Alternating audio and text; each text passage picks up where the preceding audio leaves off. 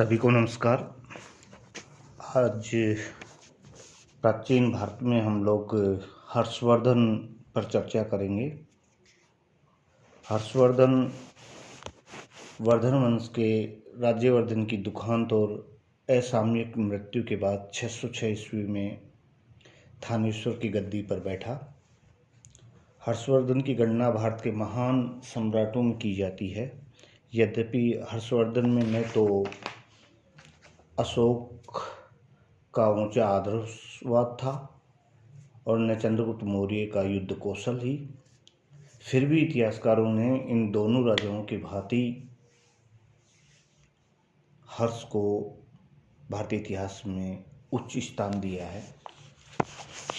हर्षवर्धन का राज्यारोहण 606 ईस्वी में हुआ और लगभग 42 वर्ष तक उन्होंने शासन किया।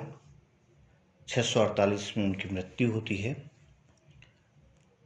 हर्ष ने जब राज्य संभाला उस समय उसकी आयु 16 वर्ष थी। राज्यारोहण के समय हर्ष के सामने कठिन समस्याएं उपस्थित थी। उसके भाई राज्यवर्धन की हत्या कर दी गई थी।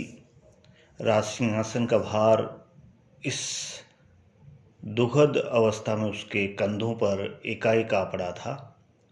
उसकी बहन राजश्री त्रस्त होकर विंध्य के जंगलों में किसी अज्ञात स्थान पर चली गई थी, क्योंकि शशांक ने उसके पति की हत्या कर दी थी।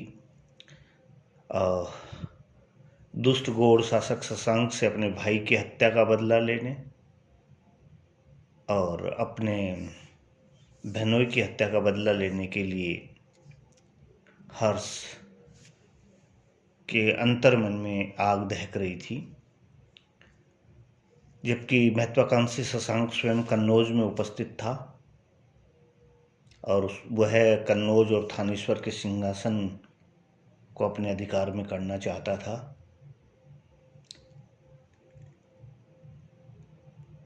हर्ष के बहनोई मौखरी राजा ग्रहवर्मा की मृत्यु के पश्चात कन्नौज का सिंहासन भी खाली था और वहाँ भी उत्तराधिकार का प्रश्न मुंह बाए खड़ा था।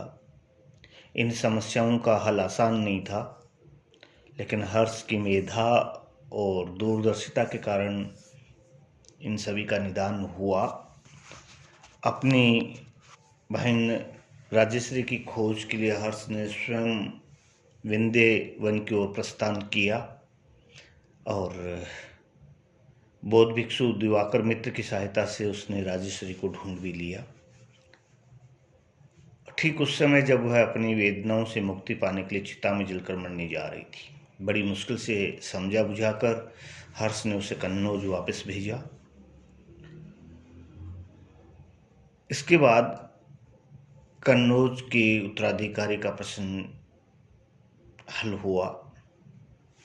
इस बीच हर्ष की सैनिक गतिविधियों को देखकर गौड़ पर कामरूप के शासक भास्कर वर्मा के संकट मंडाने के कारण गौड़ नरेश शशांक कन्नौज छोड़कर भाग गया। कन्नौज के मंत्रियों ने राजनीतिक परिस्थितियों को देखते हुए हर्षवर्धन को कन्नौज का सिंहासन स्वीकार करने के लिए आमंत्रित किया। हर्ष ने प्रारंभिक अनिच्छा के बाद उनके प्रस्ताव को स्वीकार कर लिया, लेकिन सिद्धांततः उसने राजश्री को ही कन्नौज की शासिका माना। कन्नौज और थानेश्वर के राज्यों के मिल जाने से हर्ष के हाथ में बहुत बड़ी राजनीतिक और सैनिक शक्ति आ गई। इसके बाद हर्ष ने अपनी राजधानी को थानेश्वर से कन्नौज स्थानांतरित कर लिया। हम हर्ष की विजय अभियान की अगर बात करें या साम्राज्य विस्तार की अगर बात करें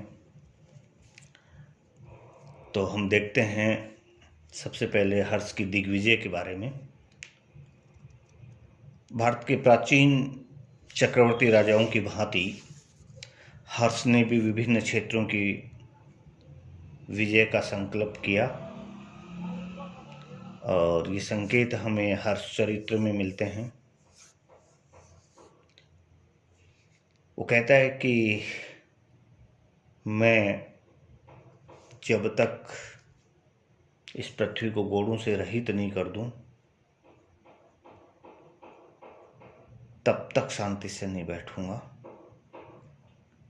उसने कहा कि मैं आर्य के चरण रज का स्पर्श करके शपथ खाता हूं कि यदि मैं कुछ ही दिनों के भीतर पृथ्वी को गोड़ों से रहित न कर दूंगा और समस्त उद्धत राजाओं के पांवों की बेड़ियों से उसे प्रतिध्वनित न कर दूं, तो मैं पतंगे की भांति जलती हुई अग्नि में अपने को झोंक दूंगा। हर्ष की इस घोषणा का उसके सभी मंत्रियों ने स्वागत किया एवं विजय अभियान के लिए शीघ्र ही सेना तैयार की गई। विद्रोही राजाओं एवं सामंतों को चुनौती देते हुए हर्ष ने अपने युद्ध सचिव के द्वारा एक घोषणा करवाई कि या तो वे कर देने के लिए या फिर युद्ध करने के लिए तैयार हो जाएं। हर्ष के दिग्विजय अभियान की सूचनाएं हमें हेनसांग के वर्णन में भी मिलती हैं और हम देखते हैं कि दूरस्थ प्रदेशों तक हर्ष के द्वारा आक्रमण किया गया। बाण ने हरिश्चंद्र में हर्ष के सैनिक अभियान का उल्लेख करते हुए लिखा है कि हर्ष की सेना प्रतिदिन 8 कोस की दूरी तय करती थी। एक दिन की यात्रा अभी पूरी हुई थी कि हर्ष को एक महत्वपूर्ण मैत्री संबंध का लाभ हो गया। कामरूप अर्थात आसाम नरेश भास्कर वर्मा के मैत्री प्रस्ताव के साथ उसका दूत कीमती उपहारों के साथ हर्षवर्धन से मिला। हर्ष ने इस मैत्री संबंध को सहर्ष स्वीकार कर लिया। हर्ष ने अपने शत्रु गौड़ राजा शशांक के पड़ोसी भास्कर वर्मा को अपने साथ मिलाकर शशांक के विरुद्ध एक प्रकार की कूटनीतिक सफलता प्राप्त कर ली। गौड़ नरेश शशांक का प्रभाव सबसे पहले हर्ष का ध्यान उसके भाई राज्यवर्धन के हत्यारे गौड़ प्रदेश के शासक शशांक पर गया और उसने अपने भाई की हत्या का बदला लेना मुनासिब समझा। हम देखते हैं कि गंजाम अभिलेख से पता चलता है हमें कि 619 ईस्वी तक शशांक जीवित था और उसका अंतिम अभिलेख हमें 634 का मिलता है। इसका मतलब ये हुआ 634 ईस्वी के बाद हर्षवर्धन गौड़ राज्य पर अपना अधिकार करता है। कुछ इतिहासकारों का मानना है कि शशांक की मृत्यु पर हर्ष ने बंगाल पर पुनः आक्रमण किया और वहां पर अधिकार कर लिया और भास्कर वर्मा को क्षेत्र दे दिया गया अपने मित्र को। आसिम मजूमदार का मानना है कि शशांक की मृत्यु के बाद ही हर्ष ने मगध व उड़ीसा पर अधिकार किया होगा। वल्लभी विजय अभियान।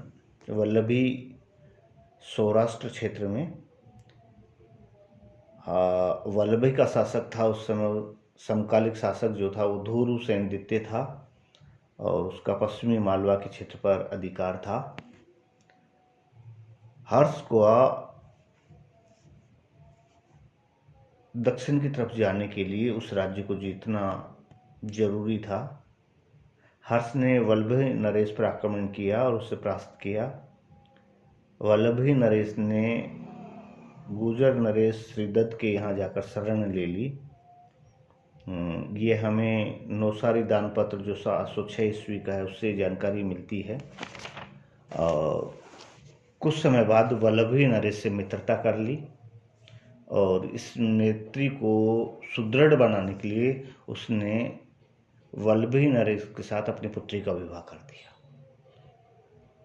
ये कूटनीति का परिचायक था कि वल्लभी नरेश से मित्रता करके हर्ष ने अपने साम्राज्य की पश्चिमी सीमा को चालुक्य के विस्तार से सुरक्षित कर लिया।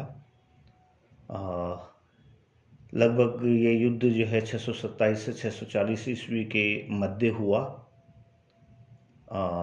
ये दद्द की तिथियां हैं। और इस प्रकार वल्लभी पे भी उसका प्रभाव जो है स्थापित हुआ। पुलकेशिन द्वितीय के साथ युद्ध। हर्ष के समय दक्षिणापथ में चालुक्य वंशी पुलकेशिन द्वितीय का शासन था। वह भी एक शक्तिशाली शासक था और मध्य भारत एवं पश्चिमी भारत के राज्यों पर उसका प्रभाव था। इन प्रदेशों में हर्ष द्वारा अपनी शक्ति बढ़ाने का प्रयास करने के कारण उसका पुलकेशिन के साथ युद्ध होना आवश्यक हो गया था। चीनी यात्री हिनसांग भी इसका वर्णन करता है। हम देखते हैं कि हमें एक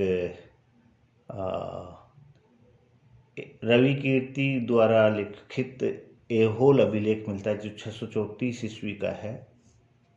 उसमें ये वर्णन आता है कि पुलकेशिन द्वितीय ने हर्षवर्धन को मान मर्दन किया, ये उसको हर्ष रहित किया, व्यथित कर दिया। पुलकेशिन की विजय मानते हैं और हर्षवर्धन की पराजय मानी जाती है। इसी उपलक्ष्य में पुलकेशिन द्वितीय के द्वारा परमेश्वर की उपाधि धारण की गई। ये युद्ध नर्मदा नदी के किनारे हुआ और डॉक्टर स्मिथ इसके समर्थन में कहते हैं कि इसके बाद वर्धन वंश एवं चालुक्य वंश के साम्राज्य की सीमा नर्मदा नदी स्थापित हो गई। ये युद्ध 630 से 634 के मध्य हुआ माना जाता है। कुछ लोग कहते हैं कि पुलकेशिन के द्वारा हर्षवर्धन को पराजित नहीं किया गया था। हाँ, दक्षिण विजय अभियान उसका रोक दिया गया था। डॉक्टर राजपली पांडे के अगर माने तो कहते हैं कि इस लेख के माध्यम से, ऐहोल के अभिलेख के माध्यम से हम ये निष्कर्ष निकाल सकते हैं, उत्तर भारत का स्वामी हर्ष और पुलकेशिन दक्षिणी भारत का स्वामी था। इसके बाद में एक हर्षवर्धन के द्वारा सिंध के साथ युद्ध हुआ। हर्ष के सिंध पर आक्रमण की जानकारी हमें हर्षचरित से मिलती है और यह अनुमान लगाया जाता है कि वल्लभी नरेश को परास्त करने के बाद सिंध पर आक्रमण किया गया हुआ, क्योंकि हर्षचरित्र से हमें इसकी जानकारी मिलती है। हिनसांग भी वर्णन देता है। बाणभट्ट के अतिरिक्त हर्ष के सिंध पर आक्रमण की जानकारी और कोई स्रोत हमें नहीं देता।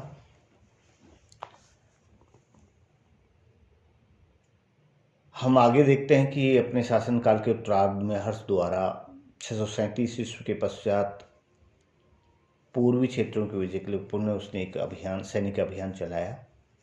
इस बार वह मगध, कांगोद अर्थात उड़ीसा तथा बंगाल पर अपना अधिकार स्थापित करने में सफल हो गया और उसने 641 ईस्वी में मगध राज की उपाधि धारण की। हिनसांग की जीवनी से ज्ञात होता है कि 643 में कामरूप पहुंचने से पहले हर्ष ने कांगोद, गंजाम और उड़ीसा के क्षेत्र को जीता, बंगाल पर अपना अधिकार स्थापित कर लिया था। विद्वानों का मानना है कि शशांक के मृत्यु के पश्चात इन क्षेत्रों पर हर्षवर्धन ने अपना अधिकार किया हुआ।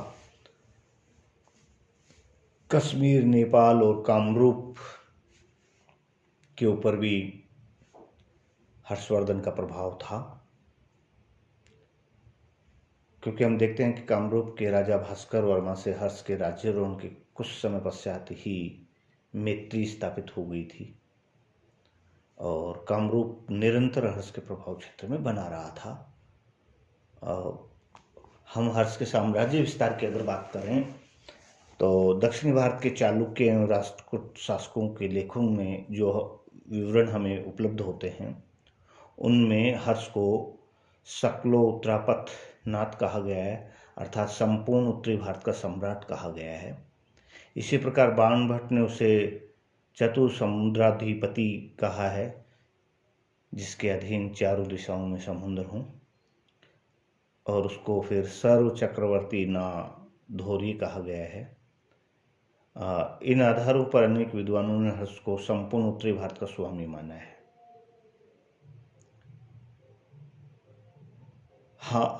हेनसांग ने अपने विवरण में स्वतंत्र राष्ट्रों और उनमें विद्यमान उनके अधीनस्थ राज्यों के नाम दिए हैं।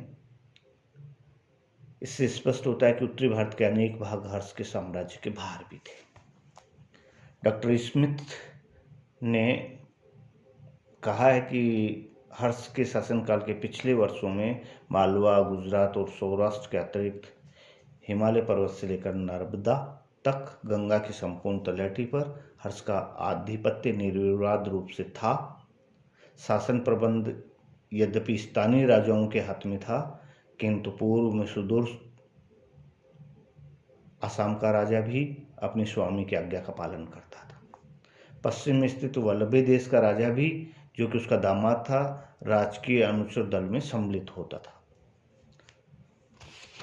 इस प्रकार हम देखते हैं कि विभिन्न साक्ष्यों के आधार पर हर्ष के साम्राज्य की सीमाएं निर्धारित की जा सकती हैं।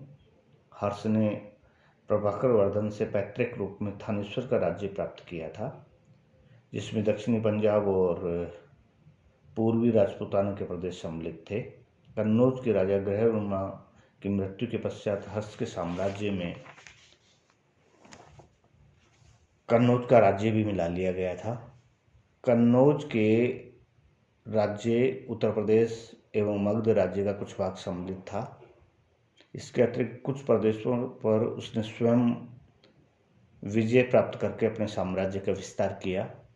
उसके साम्राज्य में हेनसांग द्वारा वर्णित पंच भारत जिसको कहा जाता है, जिसमें पूर्वी पंजाब का कुछ भाग, उत्तर प्रदेश, बिहार, बंगाल और उड़ीसा सम्मिलित थे।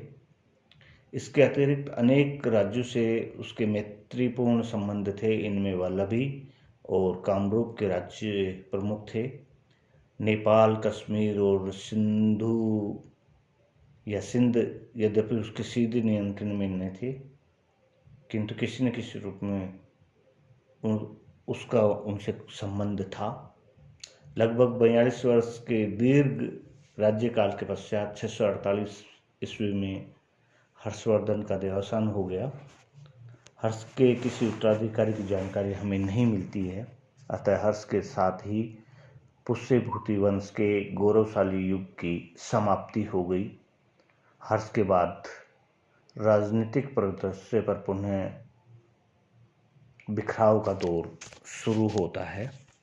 धन्यवाद।